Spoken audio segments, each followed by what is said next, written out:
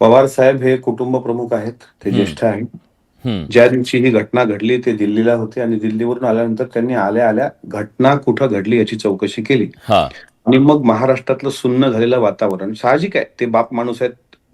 शेवटी पोटचा मुलगा गेलाय, त्यांना पण सुन्न होणं साहजिक होतं.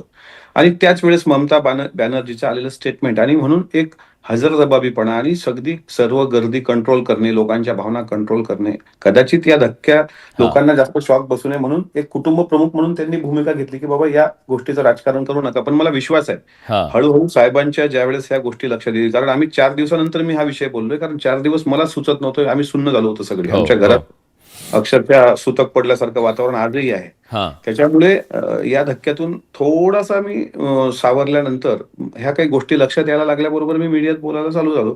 ज्यावेळेस साहेबांच्या ह्या गोष्टी लक्षात येतील मला विश्वास आहे, साहेब आणि स्वतः रोहित पवारांनी सांगितलं ना, की आमचं 13वी पर्यंतचे सगळे कार्यक्रम उरकल्यानंतर स्वतः ते पत्रकार परिषद घेऊन यावर बोलतील. ठीक आहे. पण